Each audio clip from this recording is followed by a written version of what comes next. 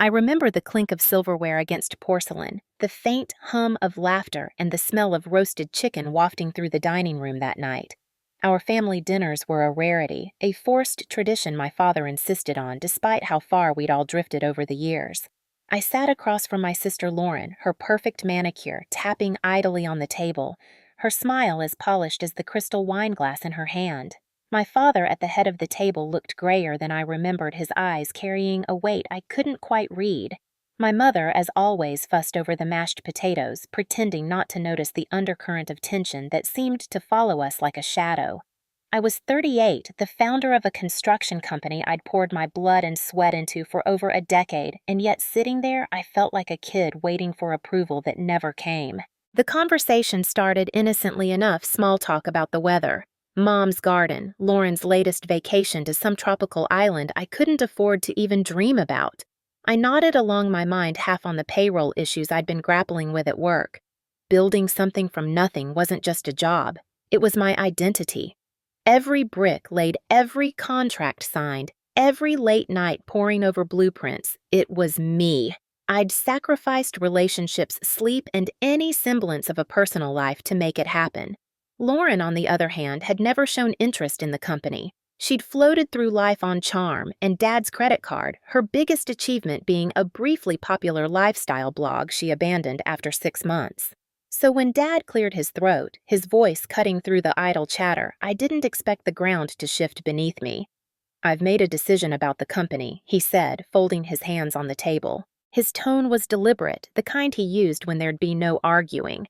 I straightened up my fork, pausing mid-air. The company was mine in every way, but legally Dad had been the silent investor who'd given me the seed money back when I was 25, and though I'd paid him back twofold, the paperwork still listed him as majority owner. I'd been pushing for a formal transfer for years, assuming it was just a matter of time. "I'm transferring full ownership to Lauren." He finished, his gaze steady, unflinching. The room went silent. My mother froze, a serving spoon hovering over the gravy boat. Lauren's smile faltered for a split second before morphing into something smug, almost triumphant. I felt heat crawl up my neck, my heart pounding so hard I thought it might crack a rib. "What?" The word slipped out sharp and jagged before I could stop it. Dad didn't flinch. "Lauren's shown an interest in stepping into a leadership role," he said, as if that made any sense at all. "I think she's ready to take on the responsibility." Responsibility, I wanted to scream. Lauren, who couldn't commit to a gym membership, was ready to run a company I'd built with my own hands. I looked at her, waiting for her to laugh, to say this was some cruel joke. But she just sipped her wine, her eyes glinting with something I couldn't name. Victory, maybe, or pity.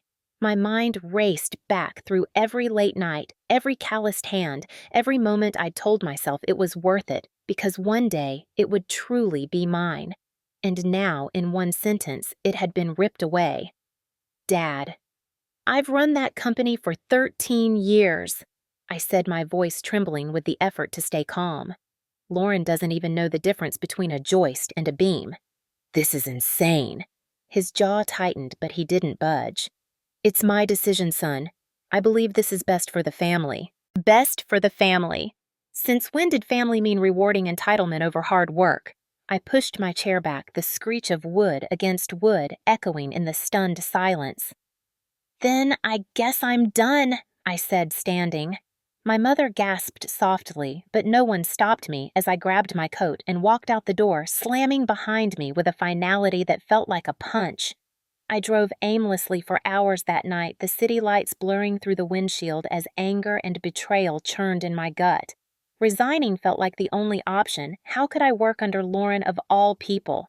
But as the adrenaline faded, a colder reality settled in.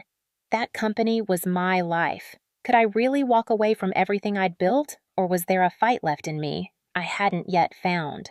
The cold night air bit at my face as I sat in my truck, the engine off, parked in some empty lot on the edge of town. The dashboard clock blinked 1:17 a.m., but time felt irrelevant. My mind was a storm of memories and rage, each thought circling back to Dad's words at dinner. "I'm transferring full ownership to Lauren." They echoed like a broken record, each repetition slicing deeper. I gripped the steering wheel until my knuckles turned white, trying to anchor myself against the flood of betrayal. How could he do this? How could he look at everything I'd built, every sacrifice, every sleepless night, and hand it over to someone who'd never lifted a finger for it? I grew up in the shadow of Wilson Strategic even before I made it what it is today. While other kids had bedtime stories, I had balance sheets and brainstorming sessions. Dad would sit me down with a calculator when I was barely old enough to read, teaching me profit margins before I learned long division. "This is our legacy," he'd say, his voice heavy with expectation. Mom would hover nearby, worried I was missing out on a real childhood, but I didn't care. I wanted to make him proud. I wanted to be part of something bigger than myself. Wilson Strategic wasn't just a company, it was my identity woven into every fiber of who I am. Every skinned knee from a job site, every handshake that sealed a deal, every client I fought tooth and nail to win, it was all for this. And now it felt like it was for nothing. I leaned back in the seat, staring at the fogged-up windshield. The memory of Lauren's smirk at the table burned behind my eyes.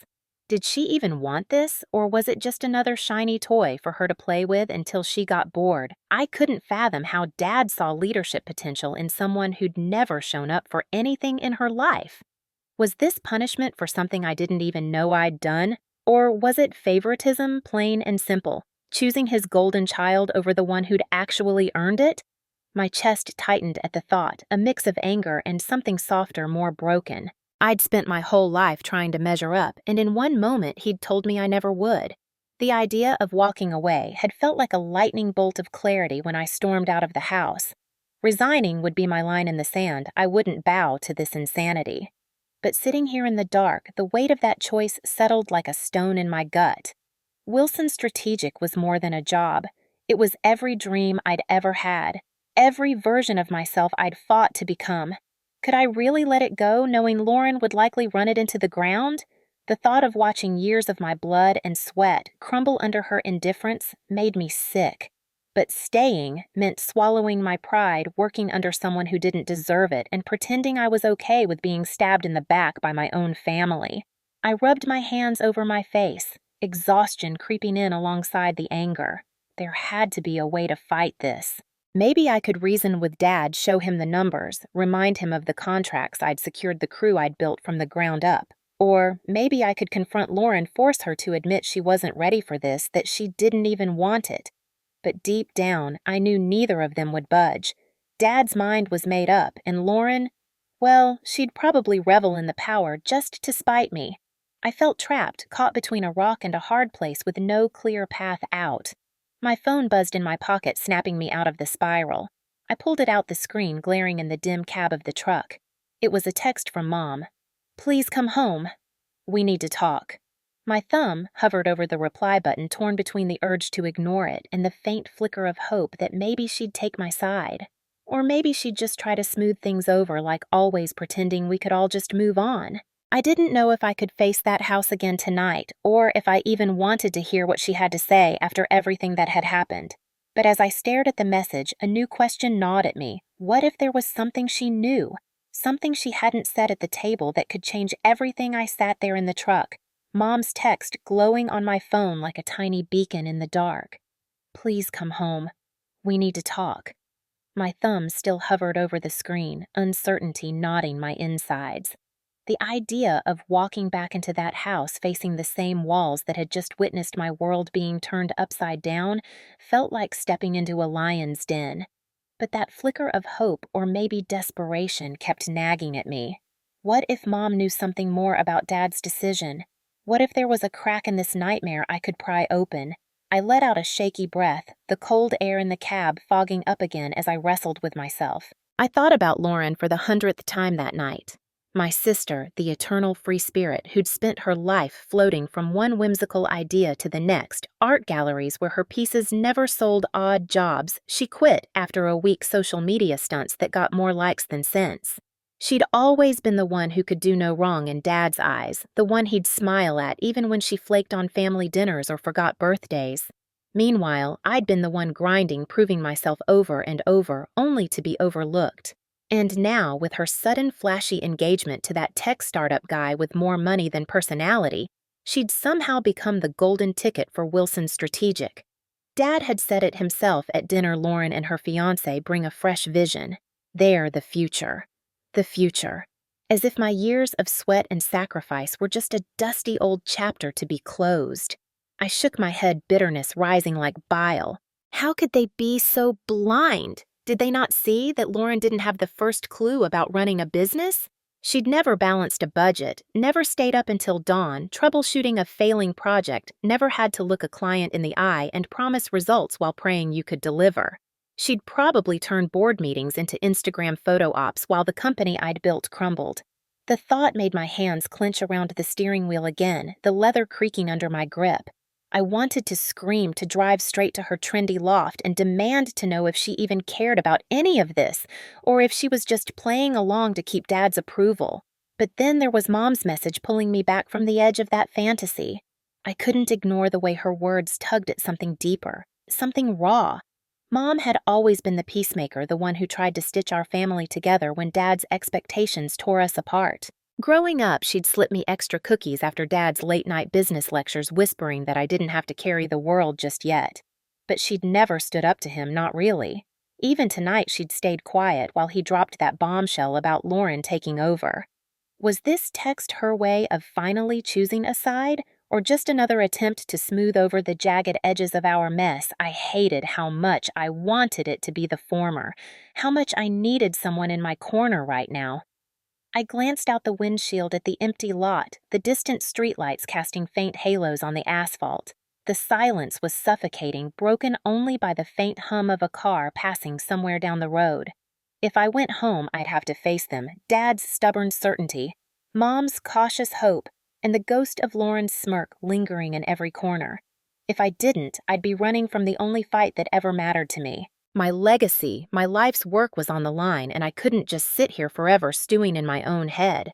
But the thought of hearing Mom out of maybe learning something I wasn't prepared for sent a shiver down my spine that had nothing to do with the cold. I tapped the phone screen, drafting a reply, then deleted it just as fast. My heart thudded unevenly as I weighed my options, each one heavier than the last. What if Mom's words weren't comfort, but another blow I couldn't dodge? What if she told me something about Lauren's new role that made this betrayal cut even deeper?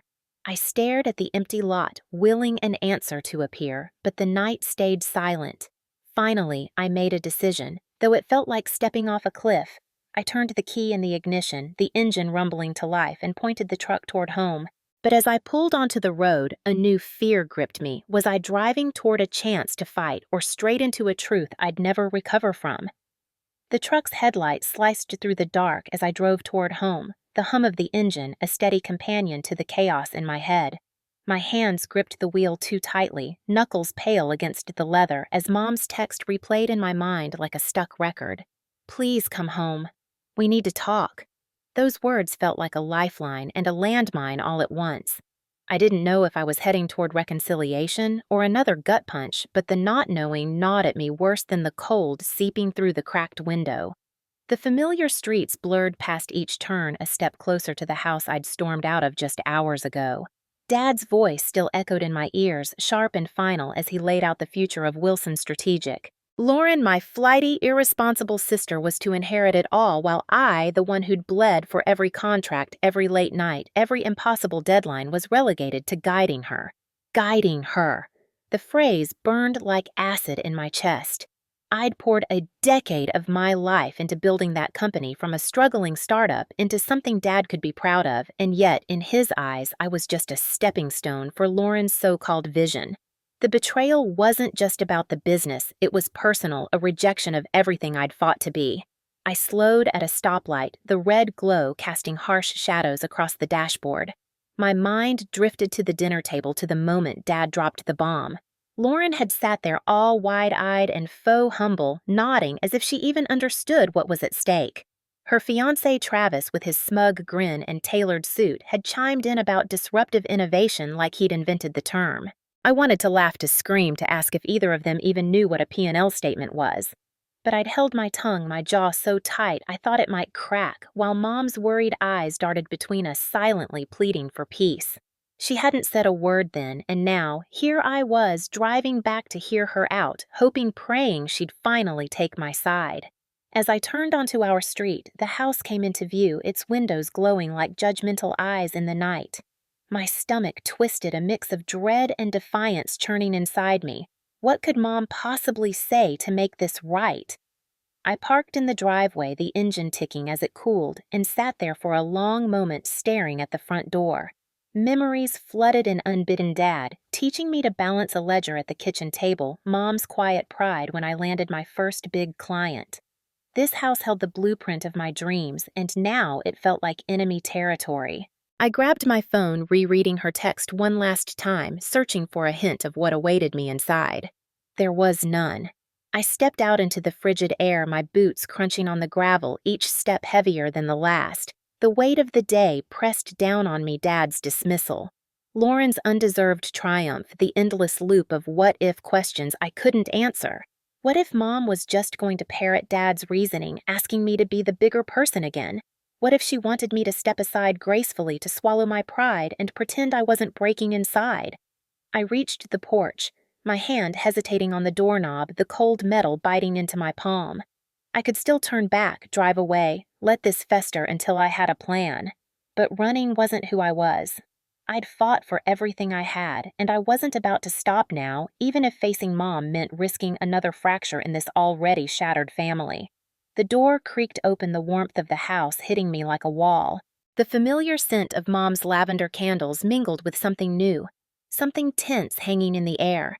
I heard soft footsteps from the living room, and my heart stuttered.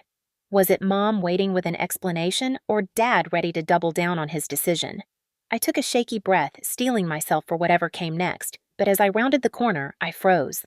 There, sitting on the couch with a glass of wine in her hand, was Lauren. Her eyes met mine, and a slow, unreadable smile curled her lips. What was she doing here at this hour, and why did she look like she'd been expecting me all along?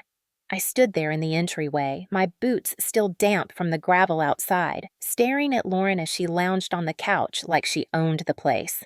Her smile, that slow, calculated curve of her lips, sent a jolt of unease through me. My pulse quickened, the warmth of the house suddenly stifling. I hadn't expected her, not after the bombshell at dinner, not after I'd stormed out with my chest tight and my pride in tatters. Yet here she was, holding a glass of wine as casually as if we were about to discuss the weather, not the wreckage of our family's legacy. I forced my feet to move, stepping into the living room, my gaze flicking around for Mom. The lavender candles flickered on the coffee table, casting soft shadows across the familiar space. But there was no sign of her.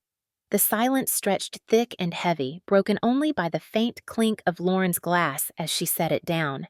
I wanted to demand answers. Why was she here? Where was Mom? What game was she playing now? But my throat felt sealed shut, the weight of the day pressing down harder with every passing second. Lauren tilted her head, her eyes glinting with something I couldn't read. Amusement. Pity. It made my skin crawl. "You look like you've seen a ghost," she said, her voice smooth, almost teasing. She leaned forward, resting her elbows on her knees, the picture of relaxed confidence. "Relax, big brother. I'm not here to fight." Her words hit like a slap. Relax. After everything that had happened, after Dad's decision to hand her the keys to Wilson, Strategic, the company I'd poured my soul into, as if my decade of grind meant nothing, I clenched my fists at my sides, fighting the urge to let the storm inside me spill out. "Then why are you here?" I managed, my voice low, strained. "And where's Mom? She's the one who asked me to come." Lauren's smile faltered for a split second, so briefly I might have imagined it. She straightened, brushing a strand of hair behind her ear. "Mom's upstairs. She needed a moment. I figured I'd wait for you. We need to talk, don't we?" Her tone was too calm, too reasonable, and it set my nerves on edge. Talk. As if a conversation could erase the betrayal, the humiliation of being sidelined for someone who'd never shown an ounce of interest in the business until Travis whispered sweet nothings about disruption into her ear. I crossed my arms, keeping the distance between us. Every instinct screamed at me to walk away to find Mom and get the real story. But something in Lauren's gaze held me there, a flicker of intent, like she had something up her sleeve. If this is about the company, there's nothing to say. I told her, my words clipped. Dad made his choice. You got what you wanted. Congratulations. Her expression shifted, a shadow of frustration crossing her face before she masked it. You think I wanted this? She asked, her voice quieter now, almost earnest. But I wasn't buying it. I'd seen her at dinner soaking up Dad's praise, playing the part of the prodigy she'd never been. My jaw tightened, memories of late nights at the office flashing through my mind, sacrificing weekends, relationships, sleep, all for a vision I thought was shared. And now, what I was supposed to believe she felt burdened by her sudden inheritance. I didn't respond, letting the silence speak for me. She stood smoothing her sweater and took a step closer. I know you're hurt, she said, her eyes searching mine. I get it, but I'm not the enemy here. Dad's decision, it's not just about me or you. There's more to it. Things you don't know. My chest constricted, a mix of anger and curiosity twisting inside me. More to it. What could there possibly be that justified cutting me out? I wanted to demand she explain, to shake the truth out of her, but the weight of her words lingered heavy with implication. Was she bluffing, or was there really something I'd missed in all this chaos? Before I could press her, the creak of the stairs echoed through the room. My head snapped toward the sound, my heart thudding as I caught sight of Mom descending, her face pale, her hands trembling slightly at her sides. She looked at me, then at Lauren, and something unspoken passed between them, a look that made my stomach drop. What had they been discussing before I got here, and why did it feel like I was about to walk into another ambush? I stood frozen in the living room, my eyes darting between Mom's pale face on the stairs and Lauren's suddenly guarded expression. The air felt charged, like the moment before a storm breaks, and my chest tightened with the weight of unspoken words. Mom's trembling hands gripped the banister as she descended the last few steps, her gaze heavy with something I couldn't name. Guilt, maybe, or exhaustion. I wanted to ask what was wrong, why she looked like she'd been crying, but the question caught in my throat as Lauren shifted beside me, her earlier confidence replaced by a subtle unease. Mom! I finally managed, my voice rougher than I intended. What's going on? Why did you ask me to come if she's here? I gestured toward Lauren without looking at her, the bitterness seeping into my tone. I hated how small I sounded, how vulnerable, but the day had stripped me raw. First, Dad's announcement at dinner, handing Wilson's strategic to my sister, as if my years of sweat and sacrifice were invisible, and now this, whatever this ambush was. Mom's lips pressed into a thin line, and she glanced at Lauren before meeting my eyes. We need to sit down, all of us, she said quietly, her voice unsteady but firm. She moved toward the couch, her steps slow, almost reluctant, and I noticed the way her shoulders hunched like she was carrying something too heavy to bear. My stomach twisted. This wasn't just about the company. I could feel it, a deeper fracture, something I hadn't seen coming. I didn't budge, my feet rooted to the spot. No, I said sharper than I meant to. I'm not sitting down for some staged family meeting. I've had enough of those today. Just tell me what this is about. What did Lauren mean when she said there's more to it? More to what? My gaze flicked to my sister, searching her face for a crack, a hint of whatever she was holding back. But her expression was unreadable now, a mask of calm that only stoked the frustration burning in my chest. Lauren sighed, crossing her arms as if bracing herself. I told you I'm not the enemy, she said, her tone softer but laced with an edge I couldn't ignore. But you're not going to like what you hear. That's why Mom wanted to be here. To explain. She hesitated on the last word, and my pulse spiked. Explain what? What could possibly justify the way Dad had blindsided me, the way Lauren had stepped into my life like she was entitled to everything I'd built? Mom sat down on the couch, her hands folded in her lap, trembling slightly. Please, just sit, she urged, her voice cracking. This isn't easy for any of us. Her eyes were glassy, and for the first time in years, I saw her as fragile, not the unbreakable pillar I'd always leaned on. It scared me more than I wanted to admit. I forced myself to move, sinking into the armchair across from her, my body tense, ready to bolt at the first sign of another betrayal. Lauren sat too, perching on the edge of the couch next to Mom, and the silence that followed was suffocating. I could hear the faint tick of the grandfather clock in the hall, each second stretching into eternity. My mind raced, piecing together fragments of the day, the way Dad had avoided my eyes at dinner, the cryptic comments Lauren had made, the weight of Mom's unspoken words now. What was I missing? What could be worse than losing the company I'd given everything for? Mom took a shaky breath, her fingers twisting together. There are things about Wilson Strategic, about your father's decisions, that we've kept from you, she began, her voice barely above a whisper. My heart thudded, a cold dread creeping up my spine. Kept from me. I'd been the one holding the company together through market crashes and client crises. What could they possibly have hidden? It's not just about who leads, Mom continued, her eyes locked on mine, pleading for understanding. It's about why. Your father, he's not well, hasn't been for a while. Her words hit me like a punch, stealing the air from my lungs. Not well. What did that mean? I opened my mouth to demand answers, but before I could, Lauren cut in, her voice sharp and urgent. There's more, though, and it's bigger than Dad's health. It's about the company's future and a deal that's already in motion. My head snapped toward her, shock morphing into something darker, hotter. A deal. What kind of deal? I leaned forward, my hands gripping the arms of the chair, every nerve on edge. Whatever they were about to say, I had a sickening feeling it would change everything, and I wasn't sure I was ready to hear it. I sat there, my fingers digging into the arms of the chair, my heart pounding so hard I was sure they could hear it. Mom's words about Dad not being well echoed in my head, each syllable a jagged edge cutting deeper. Not well. What did that even mean? I wanted to scream the question, to demand clarity, but Lauren's interruption about a deal already in motion, had thrown me into a tailspin. My mind raced, grasping at fragments of conversations, late-night calls I'd overheard Dad's increasingly distracted demeanor over the past months.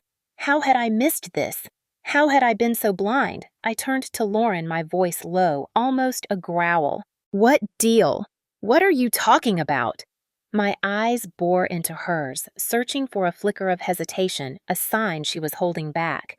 But her face was a wall, composed and unyielding, though her fingers twitched slightly in her lap. She glanced at Mom as if seeking permission, and that small gesture ignited a fresh wave of anger in me.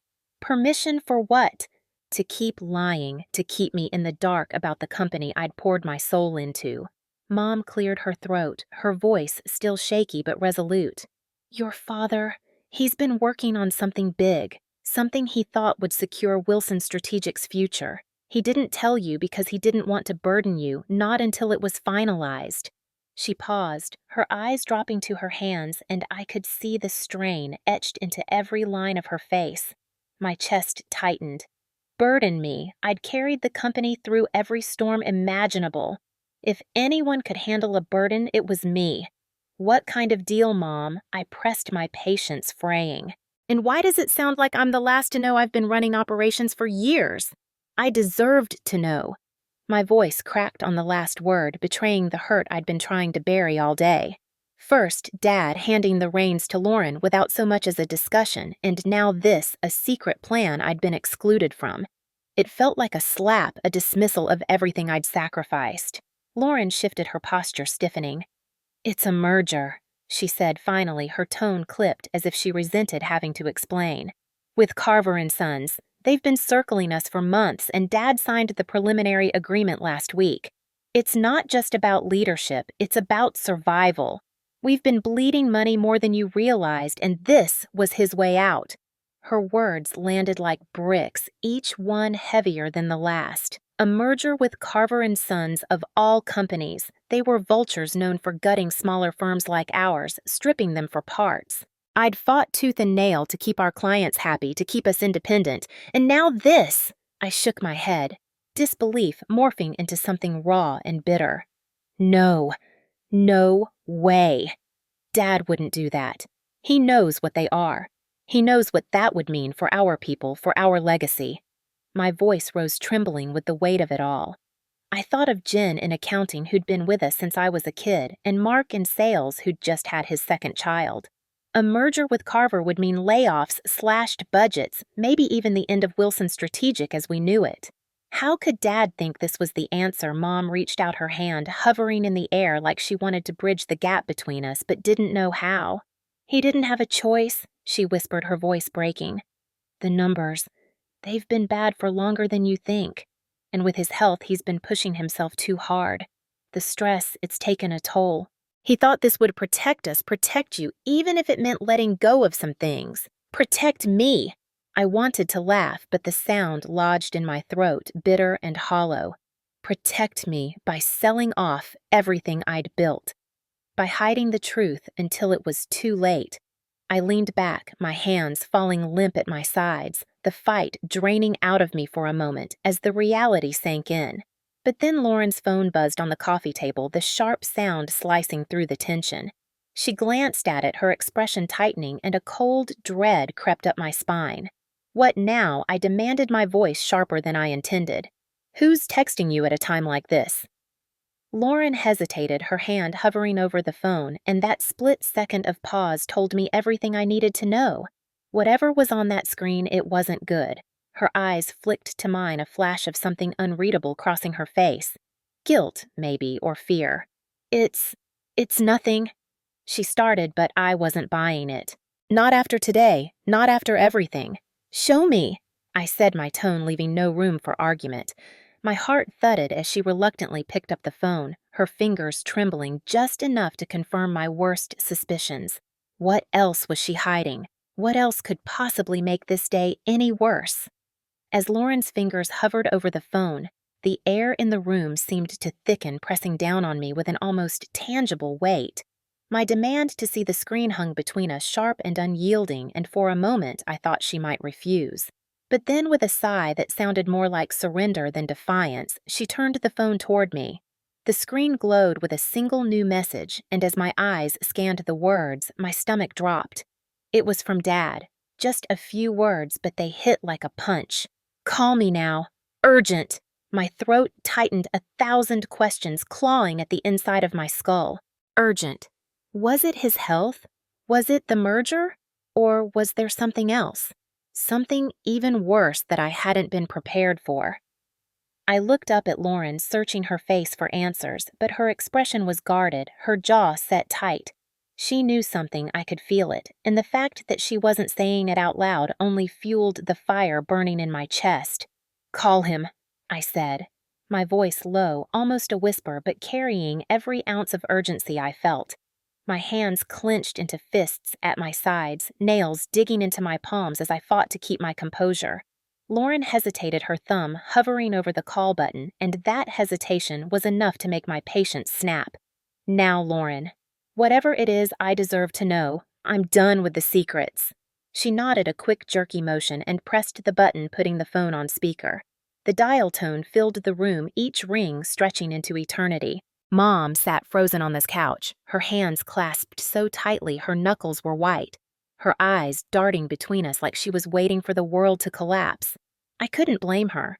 I felt it too, the sense that whatever was on the other end of this call would change everything. Finally, the line clicked, and Dad's voice came through rough and uneven like he'd been running or crying or both. Lauren, is Stephanie there?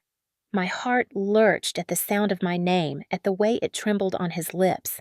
I stepped closer to the phone, my voice breaking as I answered. I'm here, Dad. What's going on? Are you okay? There was a pause, a heavy, suffocating silence that made my skin prickle with dread. When he spoke again, his words were barely above a whisper, each one laced with a pain I hadn't heard from him in years. Stephanie, I'm sorry. I've made a mess of things. We need you back. We were wrong. My breath caught a sharp, involuntary gasp. Wrong about what?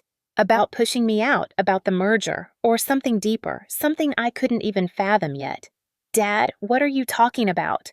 I pressed, my voice rising despite my best efforts to stay calm. Wrong about what? The merger, Lauren taking over. I need to know what's happening. I can't keep being left in the dark." My eyes flicked to Lauren, who was staring at the phone like it might explode, her face pale and drawn. Mom let out a soft, choked sound, her hand flying to her mouth, but she didn't say a word. Another pause longer this time, and I could hear Dad's ragged breathing through the speaker. "It's more than that," he said finally, his voice cracking. "I thought I could handle it, thought I could protect the company, protect you, but I was wrong. Carver and Sons, they're not who I thought. They've got us over a barrel, and I don't know how to fix it. I need you, Steph. You've always been the one who could see through the noise." His words slammed into me, a mix of validation and terror. He needed me.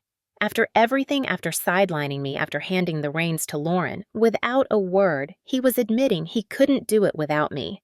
But the mention of Carver and Sons, the way his voice shook when he said their name, sent a chill down my spine.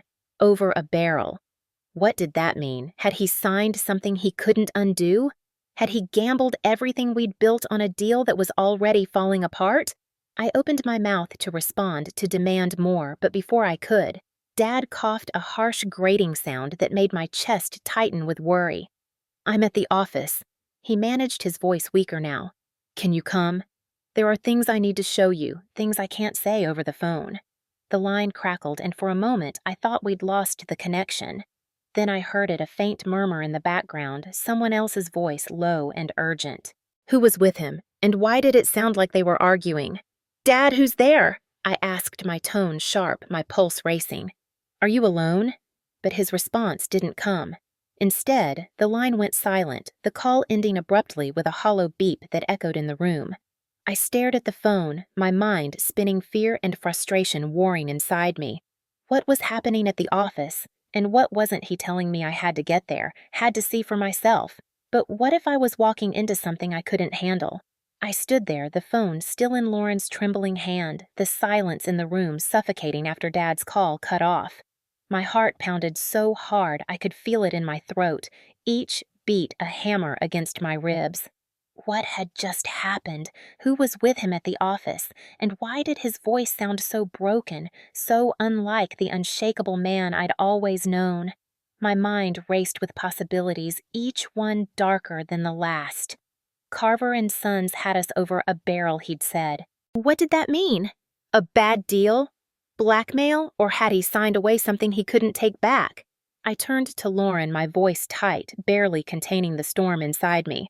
"We're going to the office. Now." Her eyes widened, a flicker of resistance crossing her face, but I didn't give her a chance to argue. I grabbed my coat from the back of the chair, the leather cold against my skin, a sharp contrast to the heat of my anger. "You heard him, Lauren. He needs us, or at least he needs me, and I'm done waiting for answers to come to me." Mom rose from the couch, her hands fluttering nervously as if she could somehow stop time with her gestures. "Stephanie, please, just think for a second. It's late and we don't even know what's waiting there. What if it's dangerous? What if Carver and Sons?" She cut herself off, her voice trembling, but the fear in her eyes was enough to make my stomach twist. She knew something too, didn't she? Or at least she suspected. "Mom, I can't sit here wondering," I said softer now, though my resolve didn't waver. I crossed the room to her, placing a hand on her shoulder, feeling how frail she seemed under my touch. Dad sounded scared.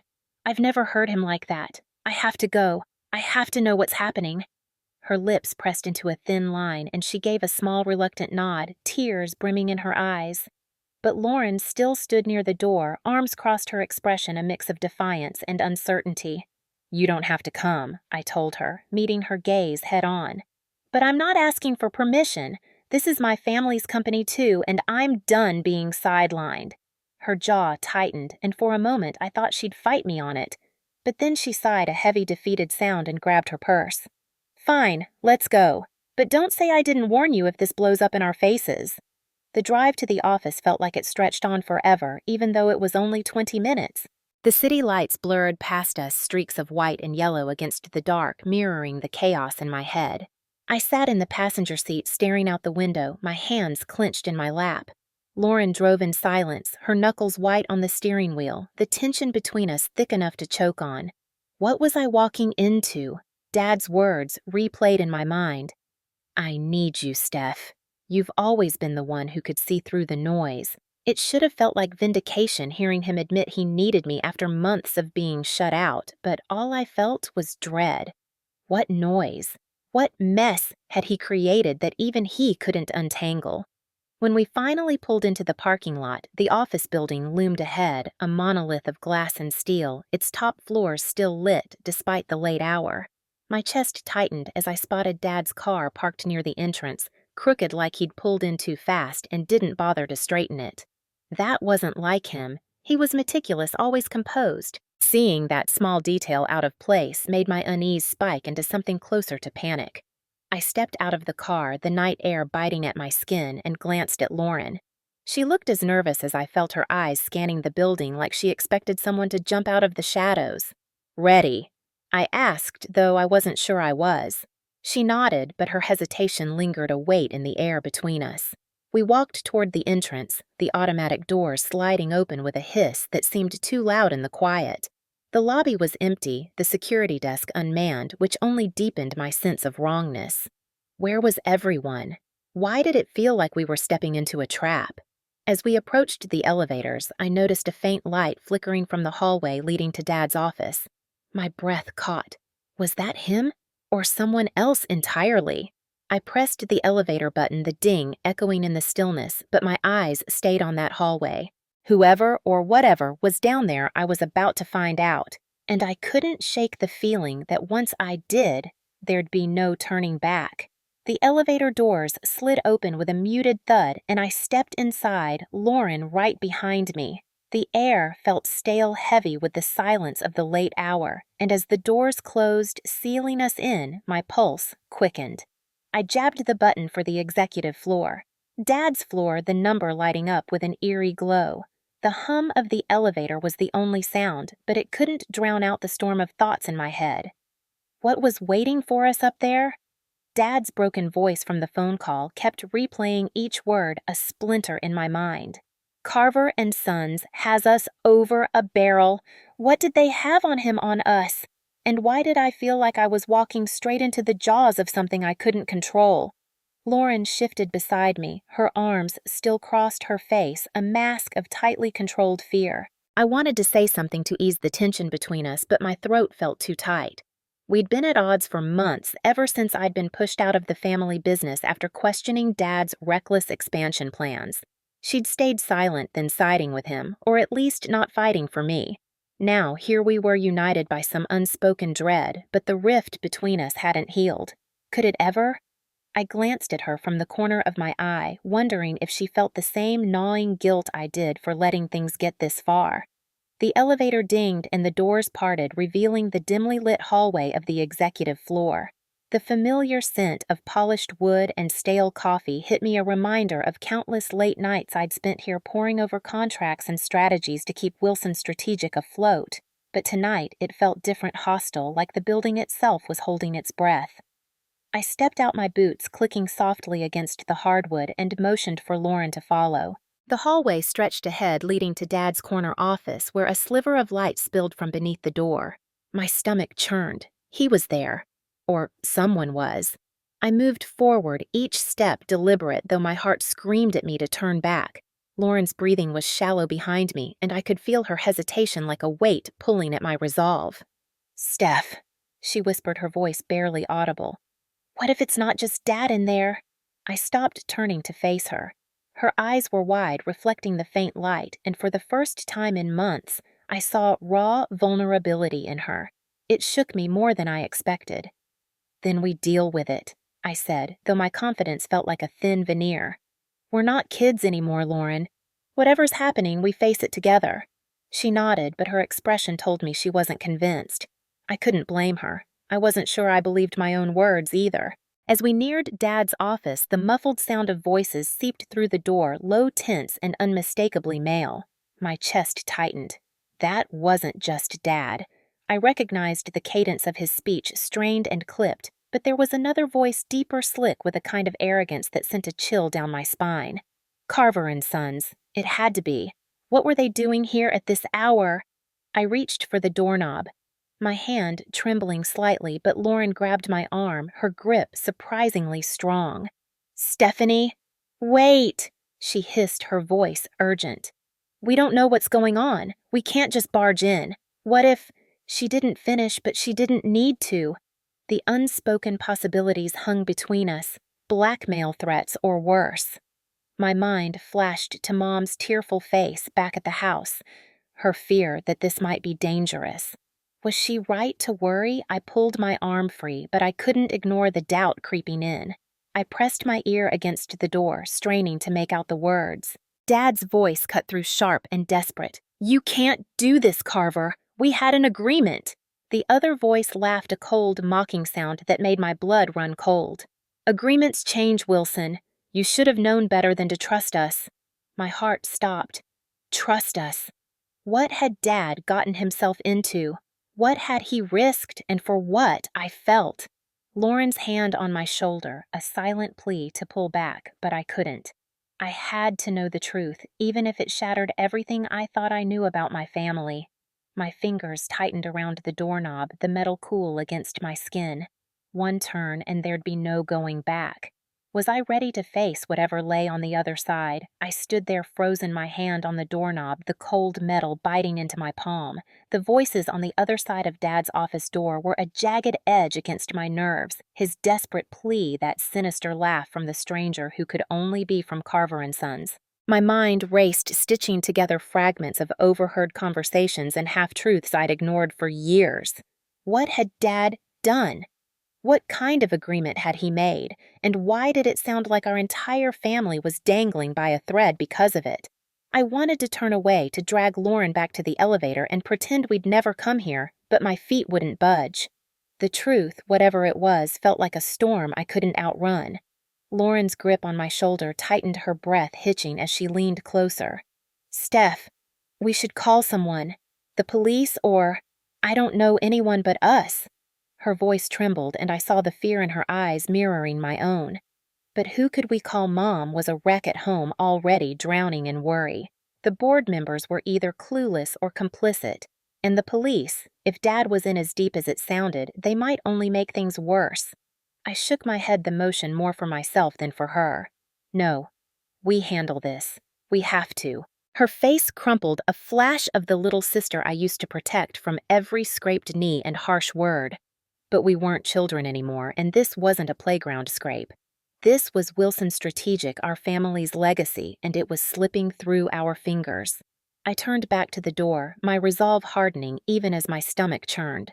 I couldn't hear much now, just murmurs, a chair scraping against the floor, and then Dad's voice again, softer but dripping with defeat. You'll regret this, Carver. You don't know what you're starting. The threat in his tone was hollow, though, and it scared me more than the stranger's arrogance. Dad wasn't a fighter, not like this. What had broken him so completely? I twisted the knob slowly, just enough to crack the door open an inch.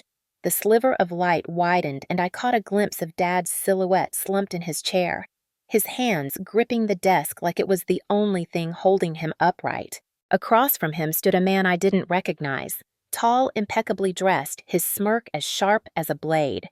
He leaned forward, his voice low but clear. Regret. Wilson, the only regret here is that you thought you could play with the big dogs. Sign the papers, or we take everything: your company, your reputation, your family. My breath caught a vice clamping around my chest. Family. They were threatening us, not just the business. What leverage did they have to make Dad fold like this? Lauren pressed against me, peering over my shoulder, and I felt her tense.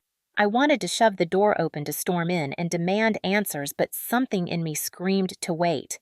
We were out of our depth, two daughters walking into a den of wolves. Still standing here, listening to our father be dismantled piece by piece, felt like betrayal. I'd already been pushed out of the company for challenging him, for seeing the cracks in his plans. Did I owe him this fight, or was I doing this for me, for Lauren, for Mom, for the family name I still carried despite everything? The man from Carver and Sons straightened, adjusting his cufflinks with a casualness that made my skin crawl. You've got until tomorrow, Wilson. Don't test my patience. He turned toward the door, and panic surged through me. If he saw us, if he knew we'd heard, what would he do? I pulled back, nudging Lauren silently, and we ducked into the shadowed alcove just as the door swung open. His footsteps echoed down the hall sharp and unhurried, each one a hammer against my nerves. I held my breath until the elevator dinged in the distance, signaling his departure. Only then did I exhale, my legs trembling under me. But Dad was still in there alone now, and the silence from his office was deafening. Was he broken beyond repair, or was there a fight left in him? I looked at Lauren, her eyes searching mine for a plan I didn't have. "We can't leave him like this," I whispered, though every instinct told me to run. She nodded, but the uncertainty in her expression mirrored my own. What would we find when we stepped into that room? And once we did, could we ever turn back from whatever truth awaited us? I lingered in the shadowed alcove, my heart thumping so loud I swore Lauren could hear it. The elevator's distant chime had faded, taking the Carver man with it, but the weight of his threat hung in the air like smoke after a fire. My mind spun with questions. How had Dad let things spiral so far? What did everything mean to a man like that? I glanced at Lauren, her pale face half hidden in the dim light of the hallway. Her eyes were wide, pleading for me to decide our next move, but I felt as lost as she looked. We couldn't stay here frozen like statues while Dad sat alone in that office. The silence spilling from behind the cracked door was worse than the shouting had been. It felt final, like the quiet after a storm when you realize the damage is done. I forced my legs to move, stepping out of the alcove with a steadiness I didn't feel. Lauren followed her hand, brushing mine, as if to anchor herself. I pushed the door open wider, the hinges creaking in protest, and the faint glow of Dad's desk lamp spilled into the hallway. There he was, still slumped in his chair, his head in his hands. He didn't look up, didn't even flinch at the sound. It was as if he'd already checked out of the fight, out of us. Dad. My voice came out smaller than I meant, cracking under the strain of the moment. His shoulders twitched a flicker of recognition, but he didn't lift his head. I stepped closer, Lauren hovering just behind me, and the room's air felt thick, heavy with unspoken failures. Papers were strewn across his desk, some crumpled, others marked with angry red ink. A pen lay discarded near the edge, its cap missing as if he'd thrown it in a fit of rage he no longer had the energy to sustain. "Dad, what's going on?" We heard everything." He finally looked up, and I wished he hadn't. His eyes, usually sharp and unyielding, were bloodshot, hollowed out by something deeper than exhaustion. "Stephanie," he rasped, his voice barely above a whisper. "You shouldn't be here. Neither of you." There was no anger in his tone, just a dull resignation that cut me deeper than any lecture ever had. I wanted to scream at him, to demand why he'd kept us in the dark while our family's foundation crumbled. But seeing him like this, broken, diminished, stole the fire from my chest. "Shouldn't be here." Lauren's voice trembled as she stepped forward, her hands clenched at her sides. "This is our family too, Dad. Our name. You can't just let them take it all." "What did you agree to? What are they holding over you?" Her questions mirrored my own, but where I felt paralyzed, she seemed ready to claw the truth from him. I admired her for it, even as I feared what that truth might be. Dad's gaze shifted to her, and for a flicker of a second, I saw a spark of the man who'd built Wilson Strategic from nothing. But it vanished as quickly as it came. He leaned back in his chair, rubbing a hand over his face. "It's complicated, Lauren. Mistakes were made. Risks I thought I could manage. I thought I was protecting you both, protecting your mother." His words were vague, a shield against the specifics I so desperately needed. Protecting us. By signing away our legacy, by letting some suited predator threaten our family, I crossed my arms, trying to steady the tremor in my hands. "Dad, we're not kids anymore. Stop treating us like we can't handle the truth. Who is that man from Carver & Sons, and what does he want? What did you sign?" My voice grew sharper with each question, fueled by months of being sidelined of watching this company. My birthright slipped through my fingers because I dared to challenge his choices. I'd walked away once thinking I could find my worth outside these walls, but standing here now, I realized how much of me was still tied to this place to him. He opened his mouth, then closed it again, his jaw tightening. The silence stretched taut and suffocating, until I thought I might snap under its weight. Finally, he reached for a folder on the desk, his fingers hesitating before flipping it open. "It's a buyout," he said, at last, his voice flat. "A hostile one. If I don't sign by tomorrow, they'll expose certain dealings. Things I did to keep us afloat after the recession. Things that could ruin us beyond just the company." His eyes met mine, and I saw shame there, raw and unguarded. Dealings. What kind of dealings could be worse than losing everything we'd built? My stomach dropped, a cold dread pooling in its place. I wanted to ask more, to demand every detail, but the way his hands shook as he closed the folder told me he was already on the edge. Lauren let out a shaky breath beside me, and I knew she felt it too, the shift, the realization that whatever came next would change us forever. So what do we do? I asked quietly, though I wasn't sure if I was asking him or myself. His silence was deafening, and as I stared at the folder between us, I couldn't shake the feeling that the real fight hadn't even started yet. What had he done to save us back then, and what would it cost us now to uncover it?